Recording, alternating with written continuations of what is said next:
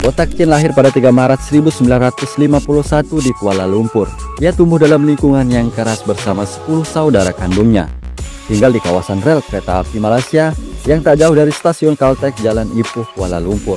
Ayahnya bekerja sebagai karyawan di Malayan Railways yang kini dikenal sebagai Kereta Api Tanah Melayu atau KTM. Sejak kecil, hidup Botak Chin tidaklah mudah. Ia mengenyam pendidikan dasar di sekolah vernakular Cina, tempat ia belajar dalam bahasa Mandarin. Setelah itu, ia melanjutkan sekolah di Putra Methodist Sentul, Kuala Lumpur. Namun, impiannya untuk menyelesaikan pendidikan harus kandas. Tekanan ekonomi dalam keluarganya yang serba kekurangan, ditambah banyaknya saudara yang harus ditanggung, membuatnya mengambil keputusan yang berat. Semenjak ia memasuki usia 15 tahun, ia berhenti sekolah untuk membantu perekonomian keluarganya. Botak Chin bekerja di pasar menjadi seorang penjual ikan di Jalan Tun Ismail, Kuala Lumpur. Dan keputusan ini menjadi titik balik dalam kehidupannya.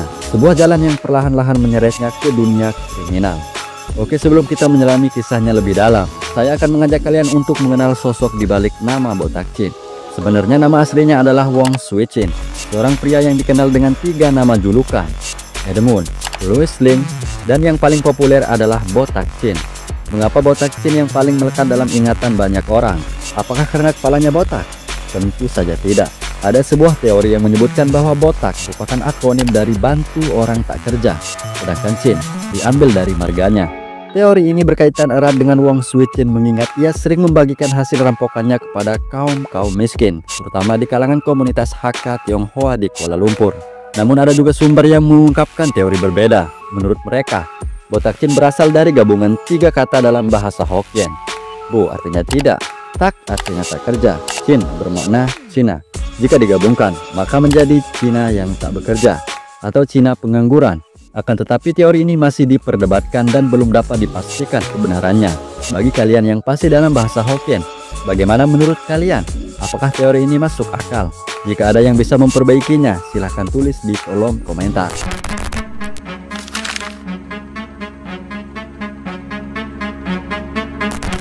Pada masa Wong Swee Chin bekerja di Pasar Borong, ia mulai bersosialisasi dan sering berinteraksi dengan para pedagang maupun pembeli. Lingkaran sosialnya pun semakin luas dan kehidupannya berjalan seperti remaja pada umumnya. Ia sering bermain bersama teman-teman sebayanya, menikmati masa muda tanpa banyak beban. Namun, semuanya berubah ketika ia menjadi korban kekerasan dari para preman pasar, orang-orang yang selalu menuntut uang keamanan dari para pedagang. Wong Swee Chin menolak tunduk pada ketidakadilan itu. Ia memberontak, menolak membayar sesuatu yang tidak seharusnya dia bayar. Namun keberaniannya berujung petaka. Preman-preman itu menghajarnya tanpa ampun, memukulnya hingga tulang selangkannya patah.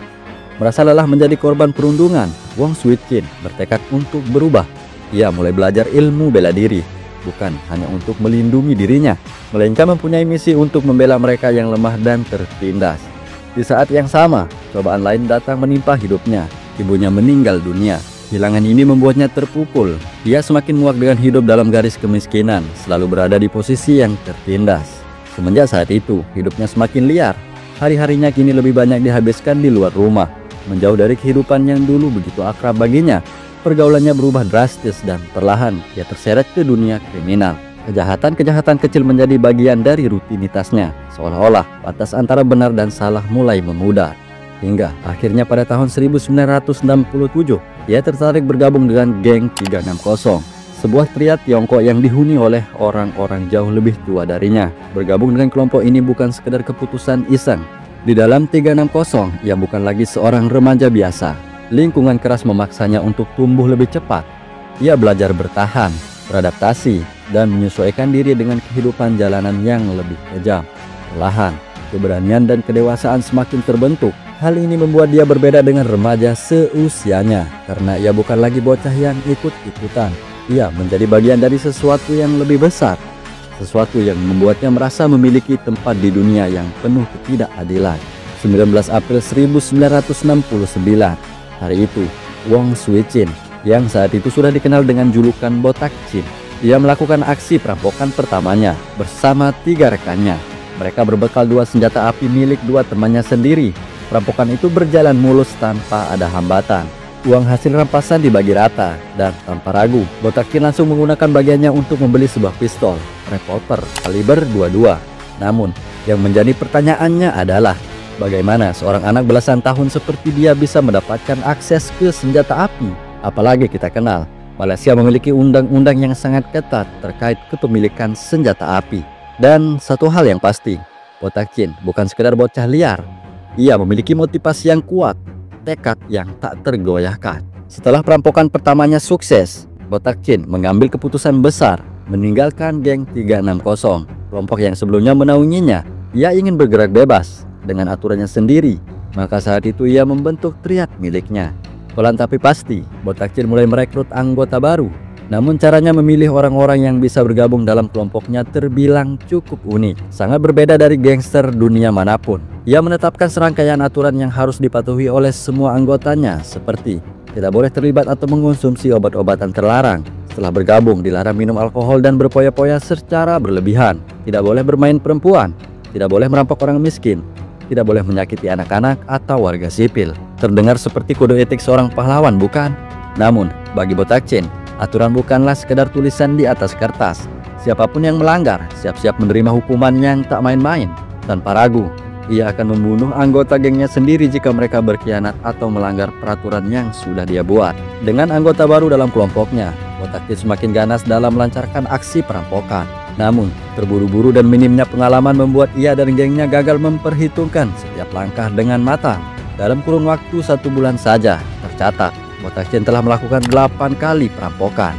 Akibatnya, pihak kepolisian Malaysia segera turun tangan dan menyelidiki kasus ini dengan lebih agresif. Tak butuh waktu lama, mereka berhasil meringkus Botak Chin beserta beberapa anggota gengnya. Berdasarkan bukti-bukti yang ditemukan serta keterangan saksi, ia dijatuhkan hukuman 7 tahun penjara. Namun, takdir berkata lain. Karena menunjukkan perilaku baik selama masa tahanan, Botak Chin dibebaskan lebih cepat pada tahun 1974. Dan pada saat itu ia menghirup udara bebas setelah menjalani hukuman selama 5 tahun sebelum waktunya benar-benar habis.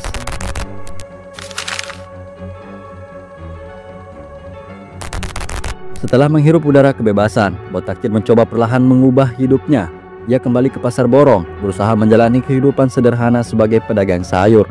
Namun, sepertinya dunia tak semudah itu menerima perubahannya. Kehadirannya tidak begitu disambut baik oleh masyarakat. Namanya sudah terlanjur menjadi legenda kelam. Bagi masyarakat, ia bukan sekedar pedagang biasa, melainkan bayangan dari masa lalu yang sulit dilupakan. Setiap tatapan yang menusuk, setiap bisikan di belakangnya, menjadi pengingat bahwa luka lama belum sembuh. Tak jarang kata-kata kasar dilemparkan kepadanya. Hai perampok, hai pencuri. Kalimat-kalimat itu menghantam seperti pukulan, membangkitkan kenangan pahit yang seharusnya sudah terkubur. Ia kembali merasakan perasaan yang sama, rasa terasingkan, seperti ketika dulu pertama kali menjadi korban perundungan. Segala godaan pun datang tanpa henti. Dulu, uang mengalir deras di tangannya, mudah dan cepat. Kini setiap lembar yang ia dapatkan terasa begitu jauh dari kejayaan lamanya. Di dalam benaknya, suara itu mulai berbisik. Nama ini sudah ternoda. Jika dunia tetap melihatku sebagai orang jahat, untuk apa aku berpura-pura? Jika harus menjadi buruk, maka lebih baik buruk sekalian. April 1975, Botak Chin kembali bangkit dari bayang-bayangan. Kali ini ia tidak sekedar membentuk geng biasa. Ia merekrut orang-orang terbaik, mereka yang paling kejam, paling loyal, dan paling haus akan kekuasaan. Pahwong, Pangkor Chai, Seh Chai. Kini mereka bukan sekedar anggota, melainkan mereka adalah eksekutor. Dan lebih dari itu, Botak Chin menggait seorang pemimpin dari kelompok legendaris di Kuala Lumpur, geng Gunung Lima Jari, Tua Puile. Kini ia memiliki pasukan yang solid, lebih siap dari sebelumnya. Langkah pertama yang Botak Chin lakukan pergi ke Thailand, bukan untuk bersembunyi ataupun bersantai. Tujuan utamanya jelas, membeli senjata api. Ia membutuhkan lebih banyak persenjataan untuk mempertahankan dominasinya di dunia kriminal. Selain untuk mencari senjata api, ternyata Botak Chin juga bertujuan untuk mengunjungi sebuah kuil atau dukun untuk mencari jimat penangkal peluru. Legenda itu nyata, terbukti di saat dia ditangkap. Polisi menemukan 3 jimat melekat di tubuhnya. Botak Chin bukan hanya mengandalkan senjata api, tetapi juga pelindung mistis. Pada tanggal 2 Juni 1975, dengan senjata api di genggaman dan kepercayaan diri yang tak tergoyahkan, ia dan gengnya melancarkan aksi besar, merampok sebuah pusat perjudian ilegal di Sentul, Kuala Lumpur. Dalam hitungan menit saja, mereka berhasil menggondol sekitar 5.800 ringgit Malaysia. Uang itu tak sepenuhnya untuk mereka sendiri. Seperti biasa, sebagian dibagi-bagikan kepada para tetangganya. Di sini, agenda Botakin semakin besar. Banyak yang mulai membandingkannya dengan Robin Hood. Konon, dia sering meletakkan uang di depan rumah-rumah masyarakat, seolah menjadi pahlawan di dunia gelap. Namun, benarkah demikian? Ini bukan sekedar kemurahan hati. Ini adalah strategi untuk mencari perlindungan. Di zaman itu, tidak ada ponsel, tidak ada cara cepat untuk menyebarkan informasi. Dengan memberi uang kepada masyarakat, Botakin membeli loyalitas. Ia memastikan bahwa jika ada pengintaian dari polisi, ia akan selalu mendapatkan peringatan terlebih dahulu. Dan benar saja, setiap kali polisi mengepung tempat persembunyiannya, ia selalu berhasil lolos seperti hantu yang tak tersentuh oleh hukum. Merasa sudah memiliki banyak uang, dia memilih untuk menginvestasikan dalam sesuatu yang lebih berbahaya, senjata yang lebih kuat dan mematikan. Tak hanya itu, ia juga membeli 5 butir granat serta 1000 butir peluru. Dan kini, geng yang ia pimpin bukan lagi sekedar kelompok kriminal biasa, melainkan pasukan bersenjata yang sudah siap berperang. Di sebuah tambang timah yang telah lama terbengkalai, Botakin dan anak buahnya melatih keterampilan mereka. Mereka menjadikan anjing-anjing liar sebagai sarana latihan menembak mereka. Latihan itu dilakukan secara keras dan brutal karena mereka sedang menargetkan sesuatu yang lebih besar. Pada tanggal 20 Juli 1975, Botakin dan gengnya melancarkan aksi besar, merampok sebuah bank di Jalan Imbi, Kuala Lumpur. Aksi itu sukses besar. Mereka berhasil membawa kabur uang senilai Rp95.000 Malaysia. Bayangkan, seorang pemuda berusia 20-an tahun menjadi pemimpin geng kriminal yang bukan hanya nekat, tapi juga memiliki keberanian yang luar biasa. Namun, bagi Botakin uang saja tidak cukup. Ia juga mengincar persenjataan yang lebih lengkap. Dalam aksi perampokan itu, ia tidak hanya membawa kabur uang, tapi juga merampas senjata milik petugas keamanan bank. Inilah alasan mengapa ia memiliki koleksi belasan senjata api. Selain membelinya secara ilegal, ia juga mendapatkannya dengan cara merampas dari petugas keamanan. Tak berhenti sampai di situ, Botakin bahkan pernah membegal aparat kepolisian dan berhasil merebut 2 senjata dari mereka. Ini adalah bukti bahwa dirinya tidak sekedar kelompok kriminal biasa. Ia adalah kriminal yang berani menentang hukum. Setelah sukses merampok bank, ia dan gengnya melakukan aksi yang lebih nekat, merampok sebuah kuil peribadatan. Ini adalah tindakan yang paling di luar nalar yang pernah mereka lakukan. Dari kuil tersebut, mereka berhasil menggasak uang sebesar Rp10.000 Malaysia, serta beberapa perhiasan dan barang berharga lainnya. Pada tanggal 26 Oktober 1975, Botakin melihat peluang besar untuk melancarkan aksi kriminal yang lebih berani. Kali ini, targetnya adalah sebuah klub pacuan kuda di Sentul, tempat hiburan eksklusif bagi para bangsawan dan orang kaya di Malaysia pada masa itu. Dengan persiapan yang matang, Botakin dan kelompoknya menyusun rencana perampokan yang terorganisir. Sarana utama mereka adalah truk lapis baja yang mengangkut uang di klub tersebut. Dalam aksi yang berlangsung cepat dan penuh ketegangan, mereka berhasil merampas uang sebesar Rp218.000 Malaysia. Namun mereka tidak berhenti sampai di situ. Para pengunjung yang berada di tempat itu menjadi korban. Perhiasan berharga mereka dirampas untuk menambah hasil jarahan malam itu. Keberhasilan ini menjadi awal serangkaian aksi perampokan besar lainnya. Tak lama setelahnya, Botakin melancarkan serangan ke sebuah bar di Sentul, diikuti dengan perampokan berani di sebuah klub yang berada di dalam kereta api Sentul. Perampokan di klub pacuan kuda Sentul menjadi titik balik dalam karir kriminalnya. Aksi itu tidak hanya mengguncang para korban, tetapi juga menarik perhatian seluruh negeri. Berita tentang perampokan tersebut segera menghiasi halaman media cetak, menyebar luas di kalangan masyarakat, mengingat korbannya adalah para orang kaya dan bangsawan yang datang untuk menonton pacuan kuda. Kabar ini dengan cepat menyebar dari mulut ke mulut. Sejak saat itu, Botakin mulai terkenal luas sebagai salah satu perampok paling ditakuti di Malaysia. Botakin semakin menggila. Ia tidak lagi hanya sekedar mencari uang, tetapi juga kekuasaan, dan inilah yang membuatnya semakin berbahaya.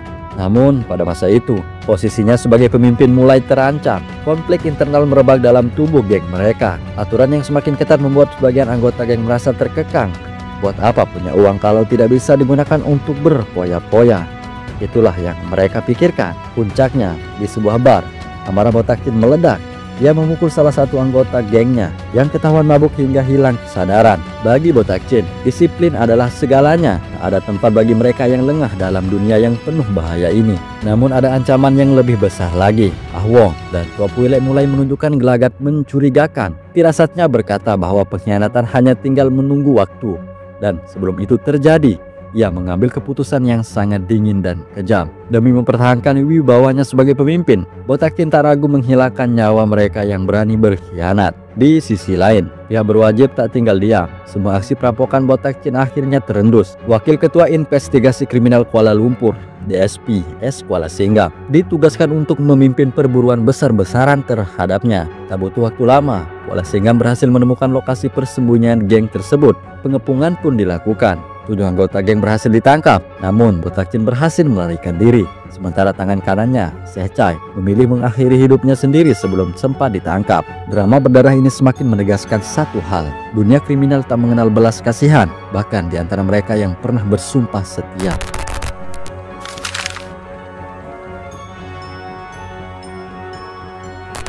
Rasa frustasi karena kehilangan anggota gengnya membuat Botak Chin dipenuhi amarah. Ia bersumpah untuk membalas dendam kepada S. Kuala Singgam. Dengan tekad yang kuat, Botak Chin kembali membentuk geng barunya yang beranggotakan Pangkor Chai, Ah Kyong, dan beberapa pengikut setianya.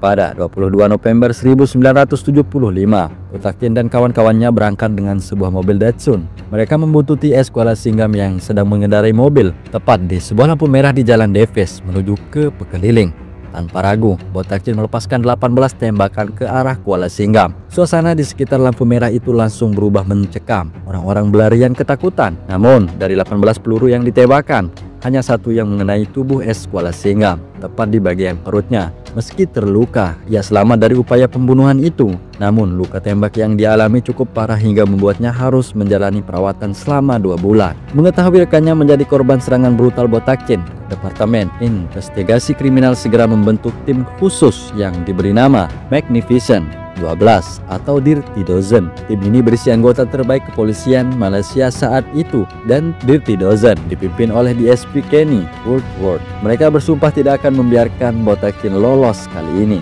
Tidak membutuhkan waktu lama, Lee Tae-chong berhasil melacak keberadaan Botak Chin dan gengnya. Mereka bersembunyi di sebuah pabrik pengolahan kayu Heng Leong di Jalan Ipoh, Kuala Lumpur. Mengetahui lokasi persembunyian tersebut, DSP Kenny Woodward segera mengerahkan 120 anggota unit cadangan federal dan 60 anggota polisi hutan untuk mengepung pabrik tersebut. Di saat semuanya sudah siap, pada tanggal 16 Februari 1976, tepat pada pukul 8.40 malam, Kenny bersama Inspektur Bahwandi Hiralal, ASPM Raja Malinggam, dan detektif Lee Tae-chong menerobos masuk menggunakan mobil. Dan begitu masuk, mereka langsung disambut hujan peluru dari Botak Chin dan anak buahnya. Pertempuran sengit pun pecah. Bak adegan film aksi, kedua kubu saling baku tembak tanpa memikirkan hidup dan mati. Di tengah kekacauan, DSP Kenny terpeleset jatuh. Rekan-rekannya segera datang untuk menyelamatkannya. Namun, dalam situasi genting itu, Botak Chin melempar granat ke arah tempat Kenny dan timnya berlindung. Akan tetapi, mereka masih diselamatkan. Ternyata, bom yang dilempar Botak Chin tidak meledak. Kesempatan emas ini dimanfaatkan Kenny untuk bangkit dan menargetkan Botak Chin. Pertempuran yang berlangsung selama 15 menit itu akhirnya membuahkan hasil. Setelah aksi tembak-menembak mereda, polisi mulai menyisir area pabrik dan mereka menemukan Pangkor Chai dan Sakai Chai tewas. Tapi anehnya, Botak Chin tidak ditemukan di dalam pabrik itu. Padahal, Tuan Kenny dengan jelas melihat bahwa Botak Chin terkena beberapa tembakan. Bagaimana mungkin ia bisa menghilang? Merasa ada yang janggal, para petugas akhirnya kembali ke kantor. Namun, karena merasa penasaran membuat Kenny memutuskan untuk kembali ke lokasi dengan beberapa anggotanya. Saat tiba di pabrik yang sudah sunyi, Kenny mendengar suara rengekan kesakitan dari bawah tumpukan ampas kayu. Dengan cepat, ia memerintahkan anak buahnya untuk mencari sumber suara itu.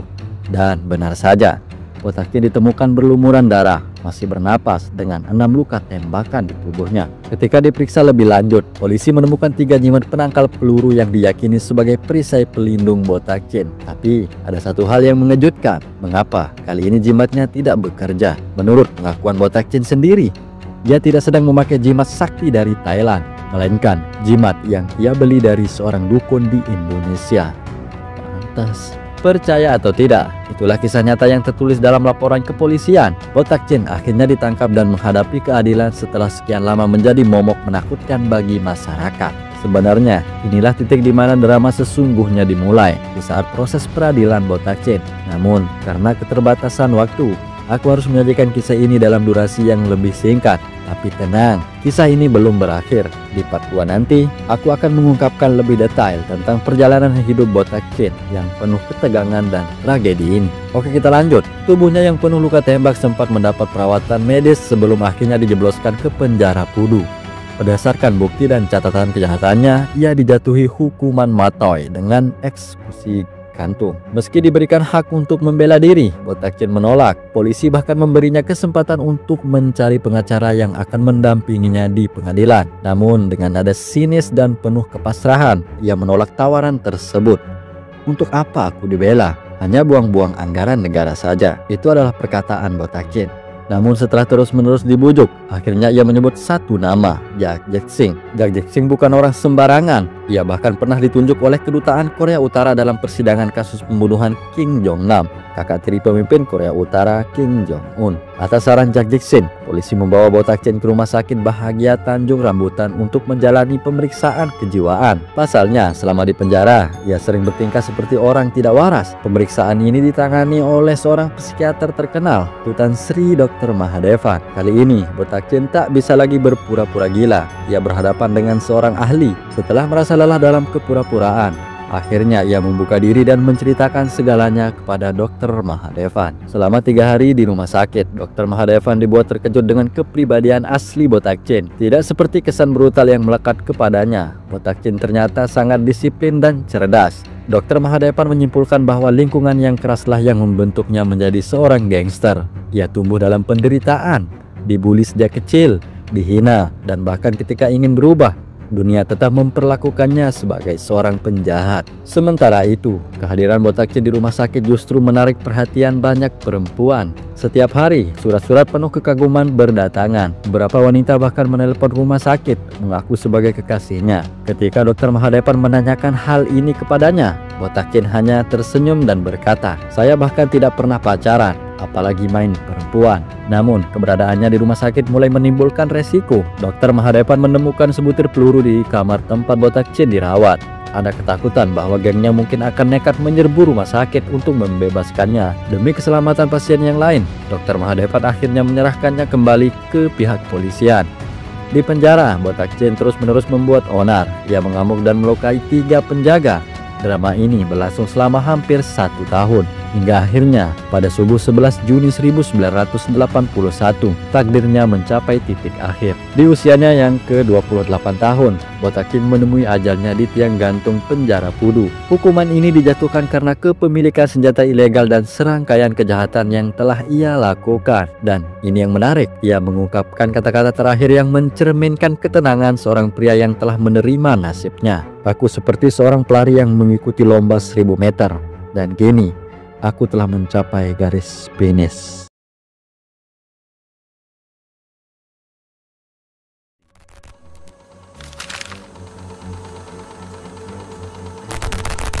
Seperti gangster di berbagai belahan dunia yang identik dengan tato di sekujur tubuh, Bentung Kali juga menghiasi tubuhnya dengan berbagai tato yang memiliki makna mendalam. Di tangan kanannya terdapat tato bertuliskan "Born to Die", sementara di tangan kirinya terdapat gambar kepala harimau. Harimau sendiri merupakan lambang negara tempat ia tinggal. Dengan hanya menggambarkan kepala harimau, Bentung Kali seolah mengisyaratkan bahwa dialah seorang gangster yang paling berkuasa. Selain itu, di punggungnya terdapat tato bergambar ular dan elang. Kedua hewan ini memiliki filosofi tentang dominasi dan kemenangan. Jika dikaitkan dengan mitologi Aztec, elang yang mencengkram ular merupakan simbol kuat yang digunakan dalam lambang negara Meksiko, melambangkan kemenangan dan ketangguhan. Tak hanya itu, Bentung Kali juga memiliki tato di bagian paha yang menggambarkan seorang gadis. Tato ini mencerminkan filosofi kebebasan dari norma sosial.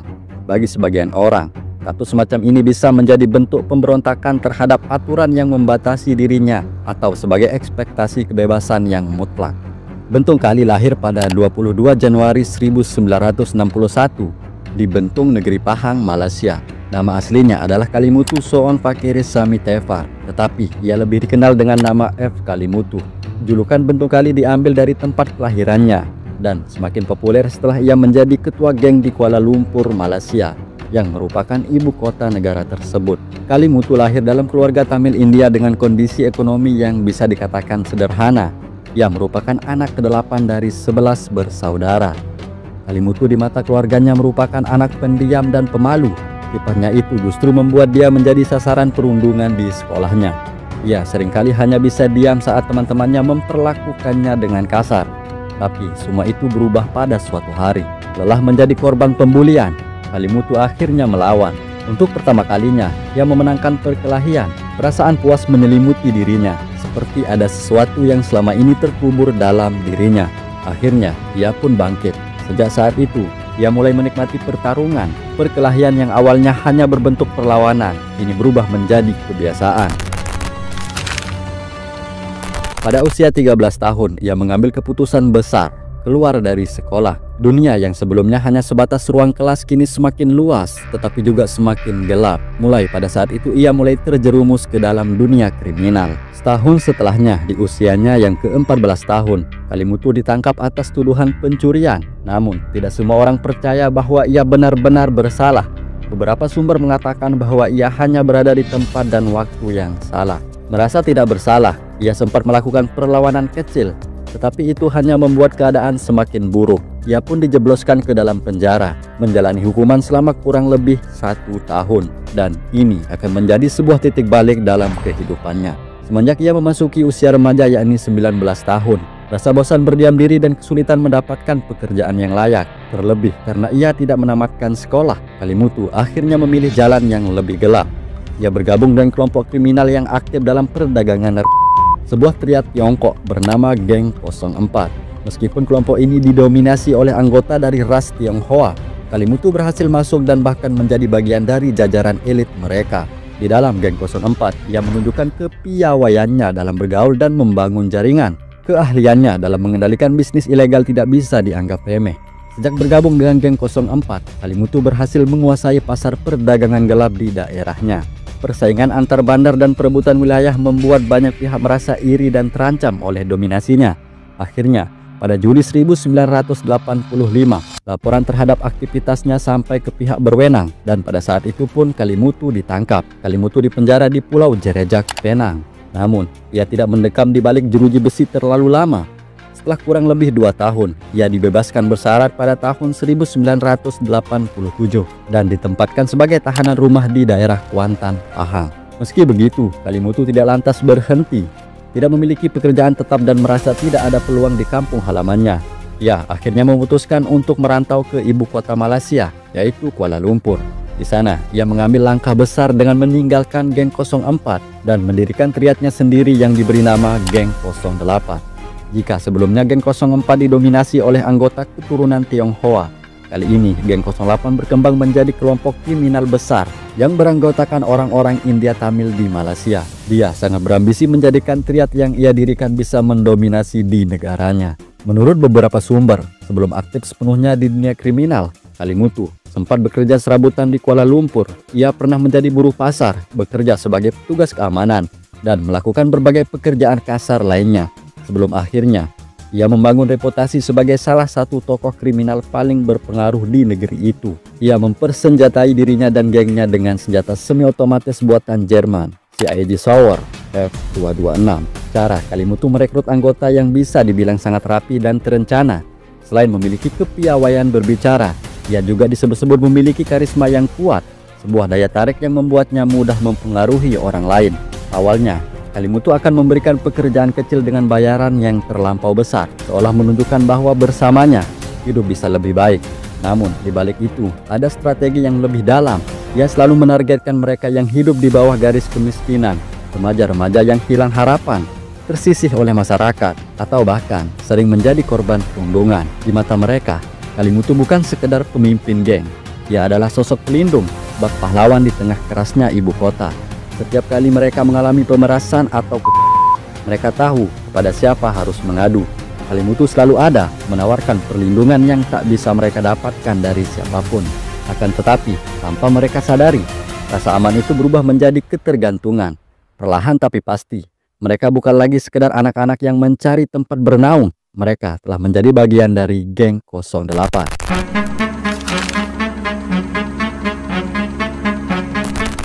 Di balik kehidupan hiruk-pikuk di Kuala Lumpur, di sebuah flek kumuh di Taming Jaya, sebuah operasi terlarang mulai berdenyut dalam kegelapan. Di sanalah Kalimutu, sosok yang dikenal tanpa ampun, mendirikan laboratorium narkoba. Dengan jumlah anggota yang semakin bertambah, ia tidak lagi sekedar menjadi pemain. Ia adalah dalang di balik peredaran barang haram yang meracuni negara itu. Tidak butuh waktu lama, Kalimutu berhasil menguasai 4 wilayah besar di daerah Kuala Lumpur, seperti Brickfield, Segambut, Sungai Wai, dan Ampang. Cara Kalimutu menjalankan bisnisnya berbeda dengan para bandar lain. Jika umumnya hanya diberikan setelah uang berpindah tangan, ia justru menawarkan sistem yang jauh lebih berbahaya. Siapapun bisa mengambil barang meski tanpa uang sepeser pun, hanya dengan janji untuk membayar dalam tenggat waktu yang sudah mereka tentukan. Sekilas, ini tampak seperti kemurahan hati, tetapi di balik itu ada harga yang harus mereka bayar. Satu pelanggaran saja, Kalimutu tak akan ragu menghabisi siapapun yang berani mengkhianatinya. Kebrutalannya membuat rival-rivalnya geram, cara bisnisnya dianggap curang, sebuah ancaman yang perlahan menghancurkan pasar mereka. Tapi siapa yang berani melawan di dunia hitam ini? Hanya ada satu hukum, siapa yang kuat, dialah yang berkuasa. Pertarungan antar geng pun tak terelakkan. Wilayah demi wilayah diperebutkan. Gaya kepemimpinannya yang terkenal diktator dan bertangan besi membuatnya nyaris tak tersentuh. Secara perlahan, ia menggenggam penuh perdagangan narkoba di Kuala Lumpur. Geng 08 mulai menebar teror di ibu kota dengan aksi brutal mereka. Pemerasan dan kekerasan sudah menjadi bagian dari kehidupan para anggotanya. Bagi mereka, tidak ada tempat bagi siapapun yang berani menentang kerajaan bisnis ilegal yang telah mereka bangun. Tapi di dunia ini, tidak ada yang benar-benar abadi. Dan setiap penguasa, seberapapun kuatnya, pasti akan mengalami keruntuhan. Pertanyaannya, kapan?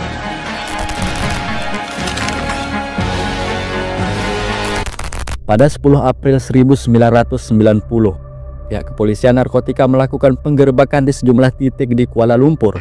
Dari operasi itu, Kalimutu kembali ditangkap untuk yang ketiga kalinya. Namun, ia sekali lagi berhasil lolos dari jeratan hukum. Karena kepolisian tidak memiliki cukup bukti untuk menahannya, ia pun saat itu dibebaskan. Kata jerah seolah tak pernah ada dalam kamus kehidupan Kalimutu. Alih-alih berhenti, setelah bebas, ia justru semakin memperluas jaringan bisnisnya hingga mencapai perbatasan Pahang dalam waktu kurang dari setengah tahun. Pengaruhnya dalam dunia kriminal semakin kuat, menjadikannya sosok yang semakin ditakuti. Namun, pihak kepolisian Malaysia tidak tinggal diam. Pada tahun 1991, Kalimutu kembali ditangkap untuk keempat kalinya. Kali ini, ia dijerat dengan undang-undang narkoba berbahaya dan dijatuhi hukuman pengasingan selama 2 tahun di Gopeng, Perak. Selama masa pengasingan, geng yang ia pimpin kehilangan arah, terlunta-lunta tanpa pemimpin. Sementara itu, para rivalnya melihat kesempatan emas. Mereka bergerak cepat, merebut kembali wilayah kekuasaan geng 08. Dan hal itu secara perlahan membuat pengaruh Kalimutu mulai menurun. Setelah bertahun-tahun menjalani hukuman pengasingan, Kalimutu akhirnya kembali. Namun, dunia yang dulu ia kuasai telah berubah drastis. Bisnis ilegal yang ia bangun dengan susah payah kini berada di ambang kehancuran. Wilayah kekuasaannya telah direbut oleh rival terberatnya. Dan lebih buruk lagi, beberapa anggota geng 08 yang dulu setia telah berkhianat dan meninggalkannya. Kalimutu terpuruk dalam kepahitan. Dunia seakan mempermainkannya. Selama ini, ia berpikir dirinya tak terkalahkan, tetapi kini semua yang ia miliki hampir musnah. Namun, ia bukanlah orang yang menyerah begitu saja. Dengan penuh dendam, ia mulai mengumpulkan sisa-sisa geng 08 yang masih setia. Sajak dan pistol kembali berada dalam genggaman mereka. Dan mulai pada saat itu mereka mulai menebar teror di ibu kota. Namun kali ini ada yang berbeda dari Kalimutu. Ia bukan lagi seorang pemimpin yang berpikir taktis. Ia adalah pria yang dibutakan oleh amarah. Ia tidak lagi peduli siapa yang menjadi sasarannya, musuh maupun orang yang tak bersalah. Semua bisa menjadi korban kebrutalannya. Dan menariknya, setiap mereka lakukan selalu meninggalkan jejak. Selongsong peluru yang mereka tinggalkan di tempat kejadian seolah-olah memberikan isyarat sebagai pesan peringatan terhadap polisi dan rivalnya. Isyarat itu seolah-olah bicara dengan siapa mereka berhadapan, dan ia tidak akan berhenti sebelum balas dendamnya terpenuhi. Pada malam itu, kegelapan menyelimuti jalan Kelang Lama. Di sebuah restoran bernama Thai Kansek, Kalimutu bersama anggota gengnya melangkah masuk tanpa sepatah kata peringatan. Mereka langsung mencabut pistol dari balik pakaian mereka, dan dentuman tembakan bergema di ruangan sempit itu. peluru melesat, menembus tubuh seorang pria bernama Vilet Sumanan dan merenggut nyawanya seketika. Dan 2 orang korban lainnya terluka parah. Setelah mereka melakukan aksinya, mereka langsung menghilang dalam gelap malam. Namun mereka meninggalkan satu jejak, yaitu selongsong peluru yang tercecer di lantai. Bukti kecil itu menjadi petunjuk berharga bagi kepolisian Malaysia. Dengan cepat, tim forensik menganalisis peluru yang ditemukan. Hasilnya tak terbantahkan. Berita tentang pembantaian itu menyebar luas. Hal itu membuat Kalimutu menjadi perhatian nasional kepolisian Malaysia. Seminggu setelah pembantaian di restoran Thai Kaseng, Kalimutu kembali beraksi. Korbannya kali ini adalah M. Atihanan, seorang pria yang ditemukan tewas di rumahnya di Jalan Kelang Lama. Yang membuat pembunuhan ini semakin mengerikan, Atihanan bukan orang asing bagi Kalimutu. Keduanya pernah dipenjara dan berteman dalam satu sel tahanan sejak dihukum di Pulau Jerejak, Penang, sekitar tahun 1986. Ada dugaan kuat Atihanan telah mengkhianati Kalimutu, sebuah kesalahan yang berujung pada kematian. Tak berhenti sampai di sana, Kalimutu kembali meneror sebuah restoran di Kuala Garing, Rawang. Pembantaian kali ini disebut-sebut aksi paling brutal yang pernah dilakukan geng Kalimutu. 2 pengunjung lansia yang tak bersalah di tempat, yaitu Tan Casing, 46 tahun, dan Ti Wehwah, 48 tahun. Mereka mengenaskan dengan luka tembak di tubuhnya. Ketakutan menyelimuti siapa saja yang menyaksikan kejadian itu. Mereka meninggalkan jejak horor yang tak akan terlupakan oleh siapapun. Teror yang dilakukan Kalimutu seakan-akan tidak ada habisnya. Bahkan ia tidak segan-segan mengancam akan membunuh reporter yang berani mengangkat kasusnya di media cetak, yang pada zaman itu berbentuk surat kabar atau koran. Aksi berikutnya, Kalimutu mengerahkan seluruh anggota gengnya yang masih setia untuk membantai rival terberatnya yang bernama Manahan Pillai. Namun sekali lagi, mereka justru orang yang tidak ada hubungannya dengan dunia kriminal. Ia kembali melakukan aksi brutalnya di sebuah restoran di Jalan Raja Laut. 2 orang pengunjung yang sedang makan malam, yakni S. Balaraja dan Balwan Singh. Jika kita melihat pola yang dilakukan Kalimutu, restoran selalu menjadi tempat favoritnya dalam melancarkan aksinya. Seolah-olah ia ingin menunjukkan keangkuhannya bahwa dirinya kebal hukum dan tidak bisa tersentuh oleh siapapun. Aksi-aksi brutal yang dilakukan Kalimutu membuat kepolisian Kuala Lumpur dan Selangor geram. Bahkan pihak kepolisian mengumumkan sayembara bagi siapa saja yang dapat memberikan informasi tentang keberadaan Kalimutu. Sebagai imbalan, mereka menawarkan uang tunai sebesar Rp100.000 yang jika dikonversikan ke rupiah pada saat itu sekitar 300 juta rupiah. Keberadaan Kalimutu yang kerap berpindah tempat membuat pihak kepolisian kesulitan melacaknya. Ia terus bergerak hingga akhirnya menetap di flat Taming Jaya. Dalam persembunyiannya, Kalimutu tetap menjalankan bisnis perdagangan narkoba. Suatu hari, saat sedang dalam kondisi penuh kewaspadaan, Kalimutu ditegur oleh seorang pria bernama Mutu. Ia ditegur karena buang air kecil di dekat kedai tempat Mutu berjualan. Tidak terima dengan teguran tersebut, Kalimutu langsung menembak wajah pria itu dari jarak dekat. Mendengar adanya insiden penembakan di flat Taming Jaya, pihak kepolisian segera bergerak ke lokasi kejadian. Polisi menemukan selongsong peluru yang ditinggalkan Kalimutu dan mengumpulkan informasi dari warga setempat. Berdasarkan hasil penyelidikan, kepolisian berhasil menemukan tempat persembunyian Kalimutu yang ternyata juga berfungsi sebagai laboratorium pengolahan narkoba.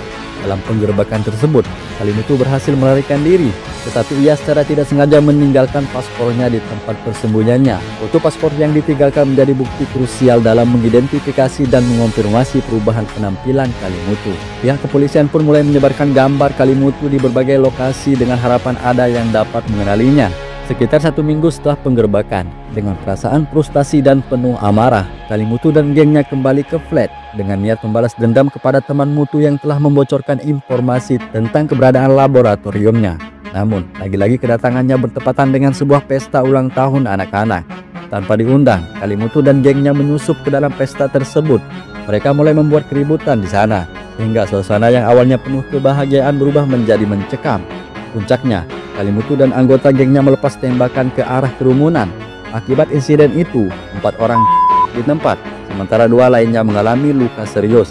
Tidak lama setelah pembantaian itu, Kalimutu pun seorang informan kepolisian yang ditugaskan untuk mengintai pergerakannya. Atas tersebut, pihak kepolisian kehilangan kesabaran. Ratusan personil dikerahkan untuk memburunya. Namun sikap angkuh dan arogansi yang ada dalam diri Kalimutu membuatnya tidak merasa takut sedikit pun. Ia merasa kebal hukum. Dengan sombongnya Kalimutu menelepon kepala polisi CID saat itu. yang diketuai Tan Sri Zaman Khan dan menantang kepolisian untuk menangkapnya jika mereka mampu. Sebagai respon, pihak kepolisian melaksanakan sebuah operasi bernama Op Buncit. Nama operasi ini memiliki makna tersendiri karena diambil dari julukan informan kepolisian yang oleh Kalimutu. Informan tersebut memiliki perut buncit sehingga pihak kepolisian menamai operasi ini sebagai bentuk penghormatan sekaligus mengenang gugurnya anggota mereka dalam tugas. Pada tanggal 25 Juni 1993, seorang informan kepolisian berhasil menemukan lokasi tempat persembunyian Kalimutu, yaitu di Medan Damansara.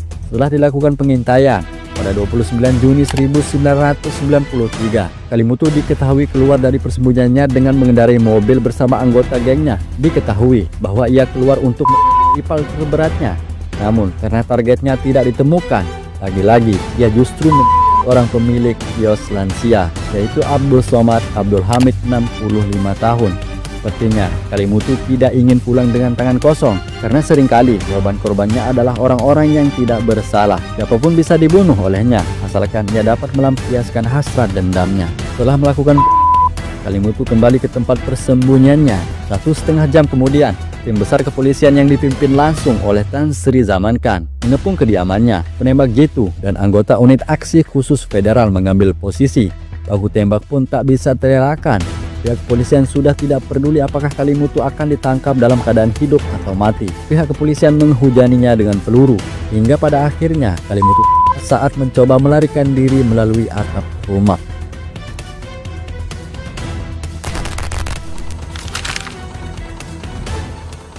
Bentung Kali dikenal sebagai salah satu gangster paling kejam dalam sejarah kriminal Malaysia. Di balik sikap arogansi dan kebrutalannya, ia ternyata memiliki sisi lain yang jarang diketahui orang. Ternyata Bentung Kali bukan hanya terlibat dalam perdagangan narkoba, tapi juga aktif dalam berbagai kejahatan lain, termasuk pencurian mobil.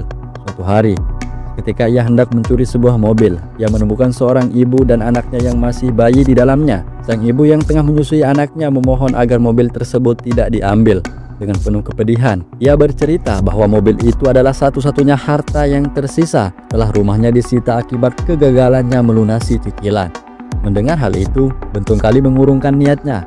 Alih-alih mencuri, ia justru memberikan sejumlah uang kepada ibu tersebut sebelum pergi. Untuk mengetahui lebih detail tentang kisah Bentung Kali dari dua sisi, yaitu baik dan buruk, kalian bisa membaca buku yang ditulis oleh seorang jurnalis bernama Suganti Suparmaniam. Buku berjudul Story of Bentung Kali. Ini mengupas tuntas kehidupan Bentung Kali sebelum ia dikenal sebagai kriminal berbahaya. Buku ini tentu ditulis berdasarkan riset mendalam dengan mewawancarai berbagai pihak, termasuk kepolisian, keluarga Bentung Kali, serta mantan anggota Geng 08 yang telah bebas dari hukuman. Oke.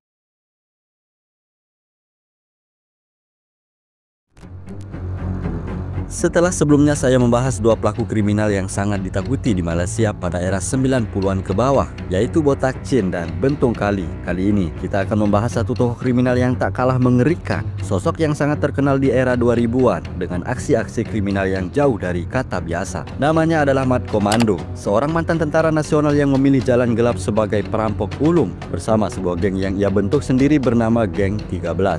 Mat Komando melakukan serangkaian perampokan yang bahkan mengalahkan rekor milik Botak Chin. Tercatat, Mat Komando terlibat dalam 52 kasus perampokan dengan total hasil rampokan mencapai 2,5 juta ringgit Malaysia atau setara dengan sekitar 6,25 miliar rupiah.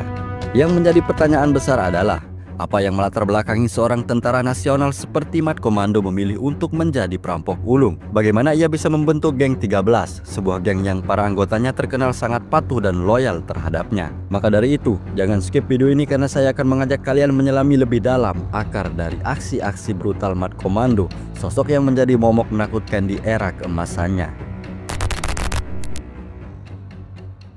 Ahmad Muhammad Arsyad, atau yang lebih dikenal dengan julukan Mat Komando. Ia adalah sosok yang namanya cukup dikenal di Malaysia. Selain Mat Komando, ia juga sempat dijuluki Mat Spring. Namun, nama Mat Komando adalah yang paling melekat dalam ingatan banyak orang. Sebuah julukan yang tidak datang begitu saja, melainkan lahir dari latar belakang hidupnya yang pernah bersentuhan langsung dengan dunia militer.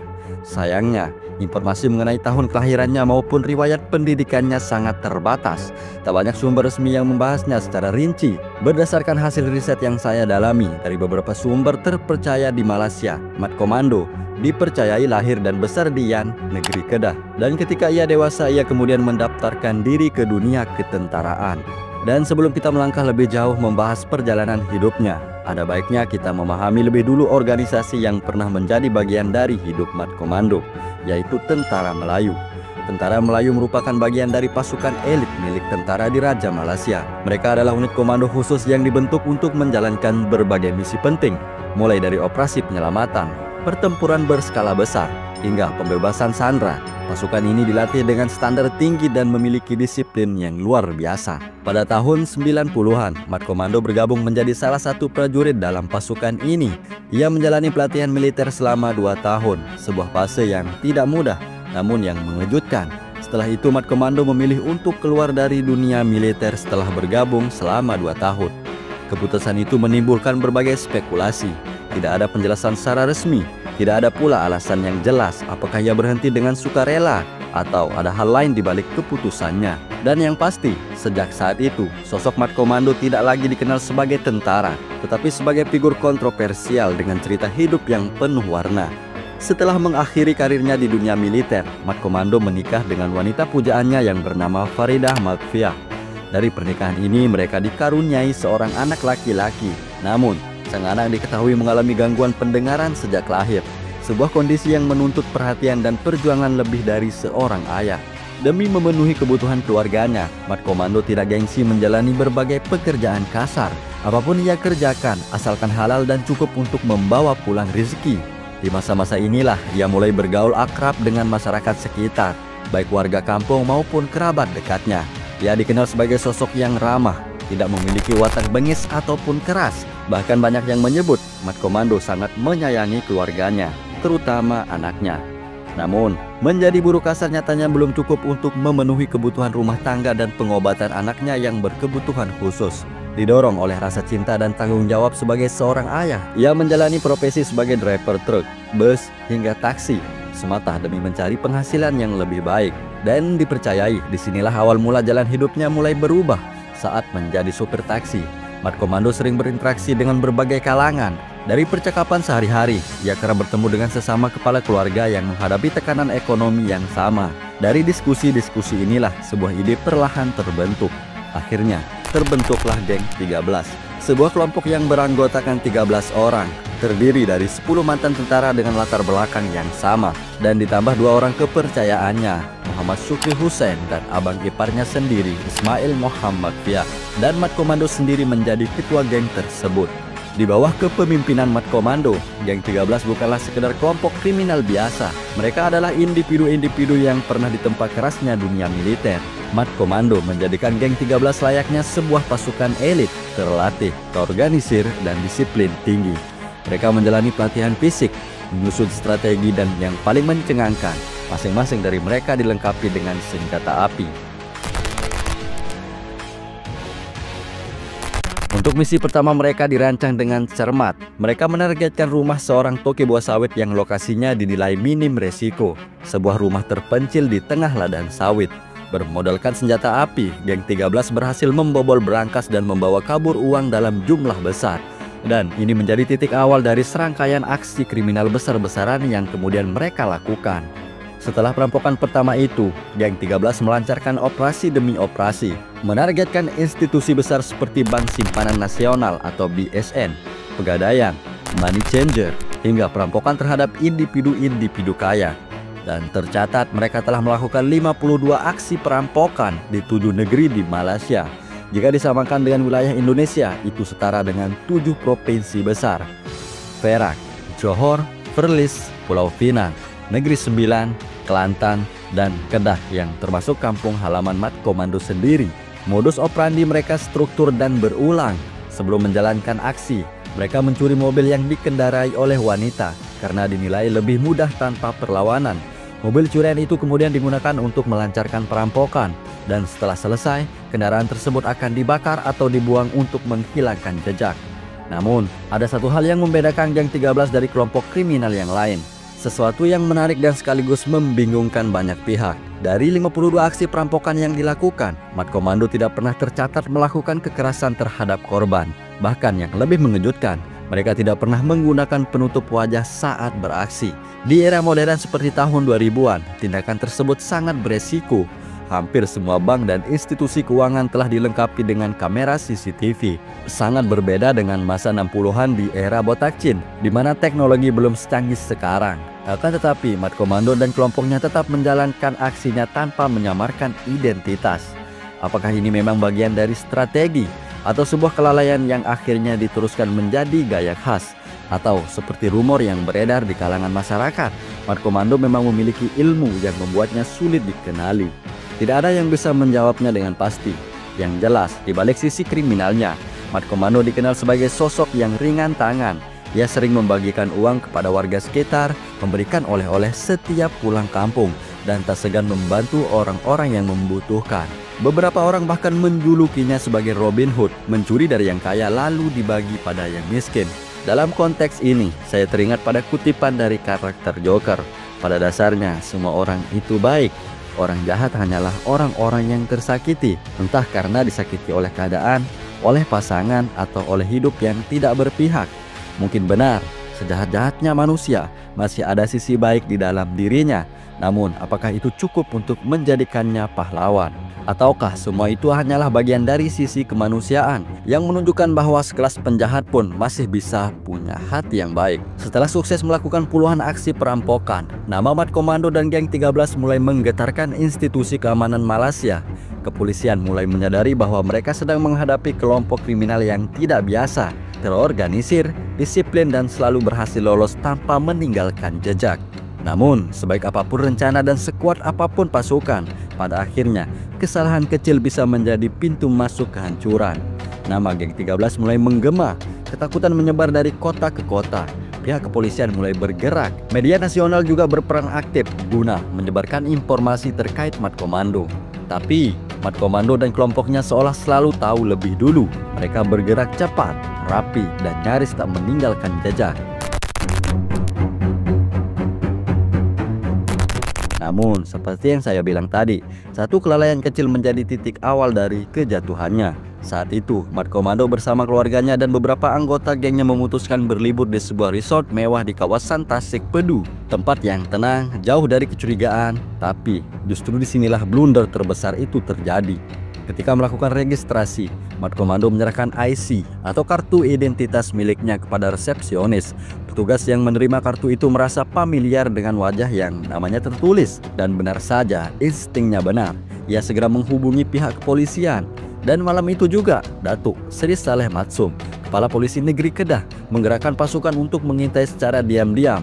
Operasi dilakukan penuh kehati-hatian karena mereka menghadapi target yang sangat berbahaya, seorang kriminal bersenjata berat yang punya pengalaman militer tingkat tinggi. Mat Komando diketahui membawa senjata M16, Colt 45, dan revolver SNW. Ini bukan perampok biasa, ini adalah veteran militer yang membentuk gengnya seperti satuan pasukan elit. Ketika Mat Komando check out dari resort, tim kepolisian langsung membuntuti mobil yang diyakini berisi dirinya bersama 3 orang lainnya. Namun saat mobil itu diberhentikan dan diperiksa, hanya 1 orang di dalamnya, yaitu Ismail Muhammad Fiah, abang ipar Mat Komando. Polisi tersadar, mereka terkecoh. Ketika hendak berbalik mengejar kendaraan lain yang dicurigai membawa Mat Komando, Ismail justru melepas tembakan ke arah petugas. Baku tembak tak bisa dihindari, Ismail tewas di tempat. Polisi terus melanjutkan operasi dan berhasil menembak 2 anggota Geng 13 sampai tewas. Namun, Mat Komando dan sebagian anak buahnya berhasil lolos ke hutan lindung Pedu, perbatasan antara Malaysia dan Thailand. Dan disinilah cerita berubah. Hutan itu adalah wilayah yang sangat dikenal oleh Mat Komando. Ia pernah menjalankan misi militer di sana. Ia tahu jalur tikus, titik buta, dan area persembunyian yang tidak terjangkau. Mengetahui hal itu, Datuk Sri Saleh Matsum meluncurkan operasi api sawit. Operasi besar-besaran dengan mengerahkan unit udara, anjing pelacak, pasukan gerak am, dan Snowy Prak, unit elit yang dikenal sebagai Raja Hutan. Pengejaran berlangsung selama 10 hari. Tiap ranting, tiap jejak tanah diperiksa, tetapi hasilnya tetap sama. Mat Komando menghilang tanpa jejak, tanpa sinyal, tanpa tanda-tanda kehidupan. Dan disinilah muncul rumor bahwa Mat Komando bukan sekedar kriminal. Ia adalah bayangan, sosok yang tahu cara bersembunyi di antara kehidupan. Ada yang mengatakan dia bisa bertahan hidup di mana saja asalkan ada air dan tumbuhan. Dan ada pula yang percaya Mat Komando memiliki ilmu gaib, kemampuan untuk menghilang dari pandangan manusia. Apakah itu benar? Atau semua itu hanyalah cerminan dari keahlian militer yang tidak biasa? Operasi Api Sawit akhirnya dihentikan dan nama Mat Komando kembali masuk ke dalam daftar buronan. Tapi kali ini ia lebih dari sekedar kriminal. Ia adalah legenda, bayangan yang tidak bisa ditangkap. Setelah 6 bulan lenyap dari radar kepolisian, bayangan itu kembali muncul. Mat Komando, nama yang membuat aparat Malaysia tidak bisa tidur nyenyak, dilaporkan bersembunyi di sebuah daerah sunyi di Gemas Negeri Sembilan bersama tangan kanannya Muhammad Sukri Hussein. Datuk Seri Sareh Matsum, sang komandan operasi, langsung mengaktifkan kembali pasukan elitnya. Operasi Api Sawit Season 2 dimulai. Tanggal 28 Juli 2002, sebuah penggerbekan besar dilakukan di operasi persembunyian. Namun, Mat Komando dan Sukri berhasil lolos sekali lagi. Yang tersisa hanyalah sebuah IC milik Mat Komando, tertinggal di rumah yang mereka tempati. Dan ini adalah sebuah tanda. Kali ini ia melarikan diri tanpa persiapan. Mungkin panik, mungkin dikhianati. Dan kecurigaan itu benar-benar menuntunnya pada seseorang yang selama ini ia paling percaya. Mat Komando yang dikenal sangat teliti dalam menyusun persembunyiannya mulai curiga pada Muhammad Sukri Hussein. Baginya, hanya ada 2 kemungkinan. Dia terlalu ceroboh atau ada pengkhianatan. Dalam amarah dan rasa khianat, Sukri dipukuli hingga mengalami luka parah. Tapi ia berhasil kabur dan menyerahkan diri ke kantor polisi Kedah. Dari pengakuan Sukri, polisi mulai mendapatkan gambaran baru. Mat Komando saat itu berada di Baling Kedah, tempat tinggal istri dan anaknya. Di sanalah momen emosional itu terjadi. Istri dan mertuanya membujuk Mat Komando untuk menyerahkan diri. Tapi jawabnya dengan tegas, "Lebih baik aku mati daripada harus menyerahkan diri." Dan dia juga berkata, "Siapkan kain kafanku bila saatnya sudah tiba." Pada saat itu pihak kepolisian tak tinggal diam. Mereka memperketat pengejaran, membentuk blokade di 4 wilayah. Jalan-jalan ditutup, patroli dilakukan 24 jam. Semua akses keluar masuk diawasi. Tetapi sekali lagi Mat Komando menghilang seperti hantu. Untuk ketiga kalinya ia lolos. Akan tetapi kali ini pihak kepolisian sedikit lebih tenang karena mereka sudah memiliki 2 senjata kunci, IC yang tertinggal dan pengakuan dari Muhammad Sukri Hussein. 12 September 2002, sebuah ladang pelkra di kampung Hujung Ketun, Pendang, Kedah menjadi lokasi terakhir Mat Komando. Pada pukul 6.30 pagi, saat warga bersiap menunaikan salat subuh di masjid, dentuman tembakan mengguncang desa. Tembakan demi tembakan menghantam udara pagi yang dingin. Dan para warga yang mendengar suara dentuman tembakan itu sama sekali tidak mengetahui suara itu adalah api sawit. Kontak senjata terjadi. Mat Komando terkena 3 peluru di kepala dan tubuhnya. Kemudian ia tewas di tempat. Di saat polisi memeriksa tubuhnya, ditemukan 2 pucuk revolver masing-masing di tangannya. Pada pukul 11 siang, Kepala Kepolisian Negara Tan Sri Norian Mai menggelar konferensi pers yang mengabarkan bahwa Mat Komando telah tewas di kampung Hujung Ketun, daerah pantai barat Semenanjung Melaya. Legenda kelam itu akhirnya berakhir. Sosoknya begitu licin, begitu mematikan, dan begitu ditakuti. Kini hanya tinggal nama yang tercatat dalam sejarah kejahatan Malaysia. Legenda itu pun resmi berakhir setelah 2 musim pengejaran besar-besaran, setelah lolos dari puluhan penyergapan. Oke, sampai jumpa di video kriminal selanjutnya. Jika ada tokoh-tokoh kriminal atau cerita-cerita gangster, jika kalian mau request silahkan komen di kolom komentar. Dan jika ada kekurangan dalam cara penyampaian saya, mohon dimaklumi karena saya masih dalam proses belajar. Oke, jangan lupa subscribe. Sampai jumpa.